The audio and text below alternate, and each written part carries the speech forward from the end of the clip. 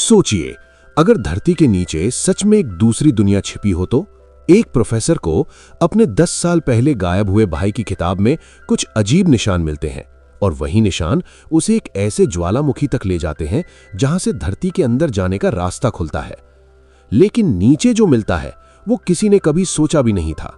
वहां उड़ने वाले पत्थर हैं, 150 मिलियन साल पुराने जीव जिंदा है और एक ऐसी जगह जहां से बाहर निकलना लगभग नामुमकिन है। अब सवाल ये है कि क्या ये तीनों उस खतरनाक दुनिया से वापस बाहर आ पाएंगे या फिर हमेशा के लिए सेंटर ऑफ द अर्थ में ही फंस जाएंगे। कहानी की शुरुआत होती है प्रोफेसर ट्रेवर से, जो एक वॉल्केनोलॉजिस्ट हैं, यानी उनका काम ज्वालामुखियों पर रिसर्च करना है। एक दिन उनका एक सहकर्मी उन्हें बुलाता है और बताता है कि उनके भाई की लैब अब बंद की जा रही है। ट्रेवर तुरंत इसका विरोध करते हैं और कहते हैं कि ऐसा मत करो, लेकिन सामने से जवाब मिलता है कि पिछले 10 सालों से उनके भाई का कोई पता नहीं चला है। उनके बारे में किसी तरह की जानकारी मौजूद नहीं है और अब लैब को चलाने के लिए फंडिंग भी बंद हो चुकी है। कुछ समय बाद ट्रेवर अपने घर लौट आते हैं। वहीं उनके भाई की पत्नी अपने बेटे यानी ट्रेवर के भतीजे शॉन को 10 दिनों के लिए उनके पास छोड़ने आती है। जाते जाते वो ट्रेवर को उनके भाई मैक्स का एक बॉक्स भी देती है। जब ट्रेवर उस बॉक्स को खोलकर देखते हैं तो उसमें उनके भाई की कई चीजें रखी होती हैं। इन्हीं सामानों में एक किताब भी मिलती है जो मैक्स की सबसे पसंदीदा किताब थी। उस किताब का नाम है journey to the centre of the earth, जिसे मशहूर लेखक जूल्स वर्न ने लिखा था। ये किताब पूरी तरह से एक फिक्शन स्टोरी मानी जाती है, लेकिन जब ट्रेवर किताब को खोलकर ध्यान से देखते हैं तो उन्हें उसके अंदर उनके भाई के लिखे कुछ नोट्स दिखाई देते हैं। इन नोट्स में 3 जगहों के नाम लिखे होते हैं, बोलीविया, मंगोलिया और हवाई। इन नोट्स को देखने के बाद ट्रेवर अपने भतीजे शॉन को साथ लेकर अपनी लैब में पहुंच जाते हैं। वहां वो कंप्यूटर स्क्रीन पर इन तीनों जगहों का डेटा चेक करने लगते हैं। जांच करने पर पता चलता है कि ये तीनों स्थान ज्वालामुखी वाले इलाके हैं। सबसे हैरान करने वाली बात यह होती है कि इस समय इन तीनों जगहों का वातावरण ठीक वैसा ही है जैसा 10 साल पहले था, जब ट्रेवर का भाई मैक्स अचानक गायब हो गया था। इसी दौरान कंप्यूटर स्क्रीन पर उन्हें एक और जगह दिखाई देती है जहां बिल्कुल वैसी ही परिस्थितियां मौजूद हैं। वो जगह होती है आइसलैंड। ये देखकर ट्रेवर का ध्यान उसी दिशा में जाता है और वो वहां जाने का फैसला कर लेते हैं। ट्रेवर शॉन को समझाते हैं कि वो और उसके पिता अक्सर वॉल्केनिक ट्यूब्स के बारे में चर्चा किया करते थे। उनका मानना था कि ज्वालामुखियों के अंदर ऐसे प्राकृतिक सुरंगनुमा रास्ते हो सकते हैं जो सीधे धरती के अंदर गहराई तक, शायद उसके केंद्र तक भी ले जा सकते हैं। ट्रेवर को शक होता है कि शायद 10 साल पहले मैक्स इसी रहस्य की तलाश में आइसलैंड गया होगा, इसलिए अब वो भी उसी जगह जाने का निश्चय करते हैं। हालांकि ट्रेवर नहीं चाहते कि शॉन इस खतरनाक सफर में उनके साथ आए, लेकिन परिस्थितियां ऐसी बन जाती हैं कि उनके पास कोई और विकल्प नहीं बचता।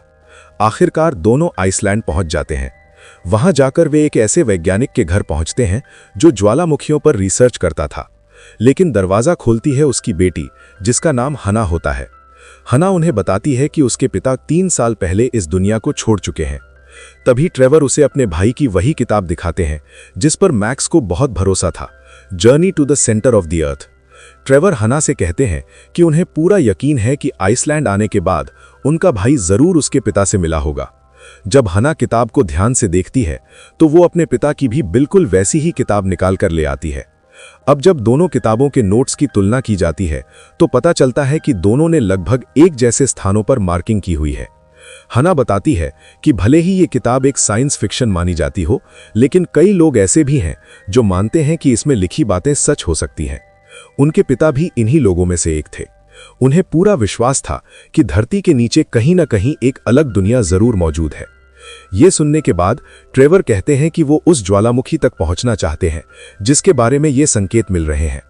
हना उन्हें बताती है कि वहां तक गाड़ी से जाना संभव नहीं है क्योंकि चारों ओर ऊंचे पहाड़ हैं, लेकिन वो खुद एक माउंटेन गाइड है, इसलिए वो उन्हें वहां तक ले जा सकती है। अगले दिन लंबी यात्रा के बाद ये तीनों आखिरकार उस ज्वालामुखी के पास पहुंच जाते हैं। वहां उन्हें वही यंत्र मिल जाता है जिसकी मदद से ट्रेवर को इस जगह की लोकेशन और मौसम के बारे में जानकारी मिली थी। ये उपकरण 10 साल पहले मैक्स ने वहां लगाया था, लेकिन जैसे ही ट्रेवर उसे निकालने की कोशिश करते हैं, अचानक मौसम खराब हो जाता है। तेज बिजली कड़कने लगती है। खतरा देखते ही हना और शॉन पास की एक गुफा में जाकर छिप जाते हैं। वे ट्रेवर को भी तुरंत अंदर आने के लिए आवाज देते हैं, लेकिन ट्रेवर उस उपकरण को लिए बिना वहां से हटना नहीं चाहते। वो उस एंटीना को निकाल लेते हैं, पर वो धातु का बना होने के कारण बिजली को अपनी ओर खींचने लगता है। देखते ही देखते ट्रेवर के आसपास बिजली गिरने लगती है। तभी हना चिल्लाकर कहती है कि उसे तुरंत वो चीज फेंकनी होगी। अपनी जान बचाने के लिए आखिरकार ट्रेवर वो यंत्र दूर फेंक देते हैं। उसी पल एक जोरदार बिजली गुफा के ऊपर गिरती है और गुफा का प्रवेश रास्ता पूरी तरह से बंद हो जाता है। अब ये तीनों गुफा के अंदर फंस चुके होते हैं। ना उन्हें बताती है कि इस इलाके में एक बहुत पुरानी खान यानी माइन भी है, जहां अब कोई काम नहीं होता। अगर वे वहां तक पहुंच जाएं तो शायद बाहर निकलने का रास्ता मिल सकता है। तीनों आगे बढ़ते हैं और कुछ दूरी पर पहुंचकर उन्हें एक गहरी खाई दिखाई देती है। सावधानी से नीचे उतरने के बाद वे उस छोड़ी हुई माइन तक पहुंच जाते हैं। वहां उन्हें पुराने ट्रैक्स और खनन वाली ट्रॉलियां दिखाई देती हैं।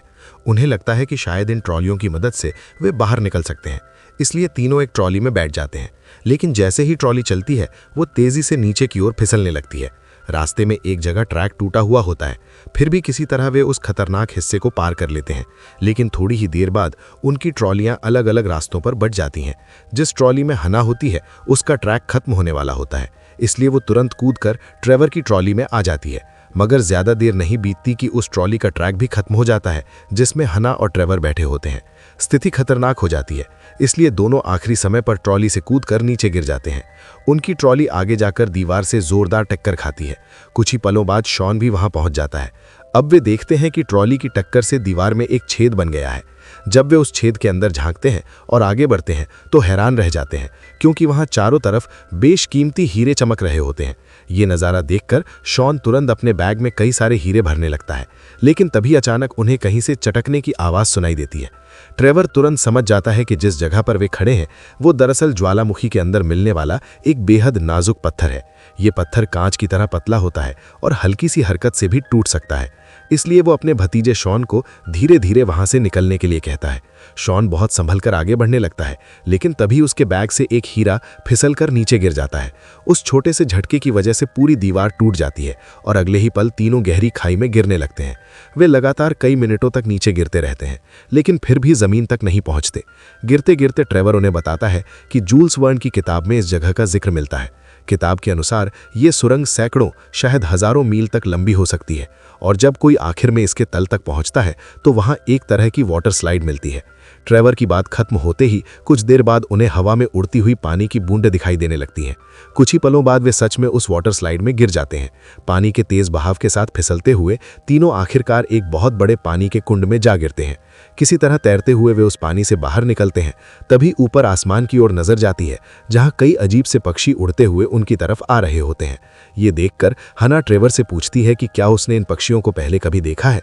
इस पर शॉन जवाब देता है कि हाँ, उसने इन्हें म्यूजियम में देखा था। ये पक्षी धरती पर लगभग 150 मिलियन साल पहले पाए जाते थे, लेकिन अब पूरी तरह से विलुप्त हो चुके हैं। इसके बाद तीनों गुफा से बाहर निकलते हैं, लेकिन जैसे ही वे बाहर आते हैं सामने का नज़ारा देखकर दंग रह जाते हैं। वहां एक पूरी अलग दुनिया मौजूद होती है। ट्रेवर तुरंत समझ जाता है कि उसका भाई और हना के पिता सही थे। ये सचमुच सेंटर ऑफ द अर्थ है, यानी एक दुनिया के अंदर छिपी हुई दूसरी दुनिया। और हैरानी की बात यह होती है कि जूल्स की किताब में जो जो चीज़ें चित्रों में दिखाई गई थीं, वैसी ही चीज़ें यहाँ भी मौजूद है। ये देखकर ट्रेवर कहता है कि ज़रूर कभी कोई व्यक्ति यहाँ तक पहुँचा होगा और उसने बाहर जाकर ये सारी बातें जूल्स को बताई होंगी, तभी तो उसने ऐसी किताब लिखी होगी। अगर कोई यहाँ से बाहर जा सका था तो इसका मतलब है कि हम भी बाहर निकल सकते हैं। अब वे तीनों आगे बढ़ते हैं। चलते चलते उन्हें एक ट्री हाउस दिखाई देता है। जब वे उसके अंदर जाते हैं तो पता चलता है कि यहाँ कभी ट्रेवर का भाई मैक्स रुका था। अंदर उन्हें उसकी डायरी और कुछ नोट्स भी मिल जाते हैं। उसी समय बाहर हना को एक और चीज़ दिखाई देती है। उसे वहाँ मैक्स की बॉडी मिल जाती है। वो तुरंत ये बात ट्रेवर और शॉन को बताती है। अपने भाई की मौत की खबर सुनकर ट्रेवर बेहद दुखी हो जाता है और शॉन भी काफ़ी भावुक हो जाता है। मैक्स के छोड़े हुए नोट्स पढ़ने पर उन्हें एक और अहम जानकारी मिलती है। उसमें लिखा होता है कि जूल्स की किताब के अनुसार इस समुद्र को उत्तर दिशा से पार करना होगा। वहाँ एक ऐसा गर्म पानी का झरना है जो उल्टा बहता है। उसी रास्ते से धरती की सतह तक पहुँचा जा सकता है। अब तीनों मिलकर जल्दी जल्दी एक नाव तैयार करते हैं। इधर समय के साथ साथ गर्मी भी बढ़ती जा रही होती है। इससे पहले कि तापमान 135 डिग्री से ऊपर पहुंच जाए, वे अपनी नाव में बैठकर वहां से निकल पड़ते हैं। नाव को तेजी से आगे बढ़ाने के लिए उनके पास मैक्स का पैराशूट भी होता है, जिसके सहारे वो कभी यहाँ तक आया था। उस पैराशूट को पाल की तरह इस्तेमाल करते हुए उनकी नाव समुद्र में तेज रफ्तार से आगे बढ़ने लगती है। लेकिन ये समुद्र सुरक्षित नहीं है। यहाँ कुछ खतरनाक मछलियां रहती हैं जो अचानक उनकी नाव पर हमला कर देती हैं। तभी समुद्र की गहराई से एक बहुत विशाल जीव प्रकट होता है और उन मछलियों को ही खाना शुरू कर देता है। मौका देखकर तीनों अपनी नाव की दिशा बदल लेते हैं। उसी दौरान अचानक हवाएं बहुत तेज हो जाती हैं। पैराशूट जिस लकड़ी के डंडे से बंधा होता है वो टूटने लगता है। स्थिति बिगड़ती देख शोन तुरंत पैराशूट की दोनों रस्सियां पकड़ लेता है, लेकिन वो उसे संभाल नहीं पाता और पैराशूट के साथ हवा में उड़ जाता है। कुछ देर बाद जब उसकी आंख खुलती है तो वो खुद को समुद्र के किनारे पाता है। वहां उसे वही अजीब से पक्षी दिखाई देते हैं जिन्हें उन्होंने सेंटर ऑफ द अर्थ में पहले देखा था। उन्हीं में से एक पक्षी जैसे उसे रास्ता दिखाने लगता है। शोन उसके पीछे पीछे चलता हुआ पहाड़ी दर्रों के अंदर पहुंच जाता है। वहां पहुंचकर वो एक अजीब दृश्य देखता है। यहाँ पत्थर हवा में तैर रहे होते हैं, यानी इस जगह का मैग्नेटिक फील्ड पूरी तरह अलग है। शोन तुरंत समझ जाता है कि अगर यहाँ पत्थर भी उड़ सकते हैं तो जरूर यहीं कहीं गर्म पानी का उल्टा बहने वाला झरना भी होगा। लेकिन उस जगह तक पहुंचने के लिए उसे एक बहुत गहरी खाई पार करनी होगी। अपनी जान जोखिम में डालकर शोन उन पत्थरों पर कदम रखते हुए किसी तरह उस खतरनाक जगह को पार कर लेता है। दूसरी ओर ट्रेवर और हना भी समुद्र के किनारे पहुंच चुके होते हैं। तभी अचानक एक अजीब सा पौधा हना पर हमला कर देता है। उसकी टहनियां उसके गले को जकड़ लेती हैं, लेकिन इससे पहले कि वो पौधा हना को नुकसान पहुंचाए, ट्रेवर उसे पकड़कर जड़ से उखाड़ देता है। उधर शोन आगे बढ़ते बढ़ते एक ऐसी जगह पहुंच जाता है जहां चारों तरफ विशाल कंकाल पड़े होते हैं। तभी अचानक उस पर एक डायनासोर हमला कर देता है। शोन डरकर जोर जोर से चिल्लाते हुए भागता है, लेकिन भागते भागते वो पत्थरों के बीच फंस जाता है। डायनासोर ठीक उसके सामने पहुंच जाता है, लेकिन उसी समय ट्रेवर को शोन की आवाज सुनाई दे जाती है। वो तुरंत पीछे से दीवार तोड़कर वहां पहुंचता है और शोन को बाहर खींच लेता है। इसके तुरंत बाद वे तीनों एक और चीज देखते हैं। उनके सामने वही गाइजर मौजूद होता है, यानी वो गर्म पानी का उल्टा बहने वाला झरना, जिसके जरिए बाहर निकलने का रास्ता मिल सकता है। अब तीनों बिना देर किए गाइजर की ओर भागना शुरू कर देते हैं। डायनासोर अब भी इनके पीछे लगा होता है। भागते भागते ट्रेवर को समझ में आ जाता है कि जिस जमीन पर वे दौड़ रहे हैं वो बहुत कच्ची है। वो तुरंत शॉन और हाना से कहता है कि वे दोनों दूसरी दिशा में भाग जाएं। जैसे ही डायनासोर ट्रेवर तक पहुंचने वाला होता है, उसी समय जमीन नीचे धंस जाती है और डायनासोर सीधी खाई में गिर जाता है। अब ये तीनों उस जगह तक पहुंच जाते हैं जहां पानी लगातार गर्म हो रहा होता है, लेकिन आगे बढ़ने के लिए इन्हें एक नाव चाहिए होती है। तभी हाना डायनासोर के सिर के कंकाल को घसीट कर लाती है और उसे नाव की तरह इस्तेमाल करने का सुझाव देती है। अब तीनों उसी में बैठकर आगे बढ़ने लगते हैं। कुछ दूरी तक सब ठीक चलता है, लेकिन अचानक सामने ढलान आ जाती है और उनकी नाव कंट्रोल से बाहर हो जाती है। थोड़ी ही देर में पानी भी खत्म हो जाता है और नाव एक बहुत गहरी खाई में गिरकर चट्टानों के बीच फंस जाती है। नीचे देखते ही इन्हें धधकता हुआ लावा दिखाई देता है। ये देखकर ट्रेवर कहता है कि वे देर कर चुके हैं, क्योंकि गाइजर अब खत्म हो चुका है। वो समझाता है कि उल्टा बहने वाले गर्म पानी के झरने का मतलब ये था कि जब भी लावे में पानी गिरता है तो लावा बहुत ज्यादा प्रेशर से गैस छोड़ता है। उसी प्रेशर की वजह से चीजें ऊपर की ओर फेंकी जाती हैं, ठीक वैसे ही जैसे ज्वालामुखी से लावा बाहर निकलता है। ट्रेवर उन्हें बताता है कि अब यहाँ 2-3 घंटे बाद ही फिर से पानी आएगा, लेकिन तब तक इतनी गर्मी हो जाएगी कि वे जिंदा नहीं बच पाएंगे। तभी हाना नोटिस करती है कि पास की दीवार से थोड़ा थोड़ा पानी रिस रहा है। इससे उन्हें अंदाजा हो जाता है कि दीवार के दूसरी तरफ काफी पानी जमा है। उन्हें यह भी पता चलता है कि दीवार की दरारों में मैग्नीशियम मौजूद है, जिसे आसानी से ब्लास्ट किया जा सकता है। ट्रेवर उसी मैग्नीशियम को ब्लास्ट कर देता है। विस्फोट होते ही बहुत सारा पानी दीवार तोड़कर लावे में गिर जाता है। जैसे ही पानी लावे से टकराता है, वहां भयंकर दबाव वाली भाप बन जाती है। उसी प्रेशर की वजह से उनकी नाव तेजी से ऊपर की ओर धकेली जाने लगती है। कुछ ही देर में वे धरती की सतह से बाहर निकल आते हैं। नाव इतनी तेज रफ्तार से ऊपर निकलती है कि वो एक ढलान से फिसलती हुई नीचे जाती है और सीधे एक किसान के खेत में जा पहुंचती है। अगले ही पल उनकी नाव उस किसान के घर से टकरा जाती है। अपनी फसल का नुकसान देखकर किसान बहुत गुस्सा होता है और इटालियन भाषा में कुछ बोलने लगता है। तभी उन्हें समझ आता है कि वे अब इटली में पहुंच चुके हैं। इसके बाद शॉन अपने बैग से एक हीरा निकालता है जो वो नीचे वाली माइन से लेकर आया था और जिसके बारे में किसी को भी पता नहीं था। वो हीरा किसान को दे देता है। दरअसल उसके बैग में और भी कई हीरे होते हैं, यानी उन्होंने न सिर्फ एक नई दुनिया की खोज की, बल्कि अब वे काफी अमीर भी बन चुके हैं। इसी दौरान हाना और ट्रेवर के बीच भी प्यार हो जाता है। बाद में ट्रेवर अपने भाई की उस लैब को, जिसे फंडिंग की कमी की वजह से बंद कर दिया गया था, दोबारा शुरू करवा देता है। जब शॉन वापस अपने घर जाने वाला होता है, तब ट्रेवर उसे उसके पिता की एक और किताब देता है। उस किताब का नाम होता है lost city of Atlantis. Trevor Sean से पूछता है कि क्रिसमस की छुट्टियों में उसका क्या प्लान है। शॉन कहता है कि उसने अभी कुछ तय नहीं किया। तब ट्रेवर मुस्कुराते हुए कहता है कि शायद हम यहाँ जा सकते हैं। और इसी के साथ फिल्म यहीं खत्म हो जाती है। ये फिल्म साल 2008 में रिलीज हुई थी। IMDb पर इसकी रेटिंग 5.8 है। फिल्म का बजट लगभग $60 मिलियन था, जबकि बॉक्स ऑफिस पर इसने करीब $244 मिलियन की कमाई की थी। उम्मीद है कि आपको ये कहानी जरूर पसंद आई होगी।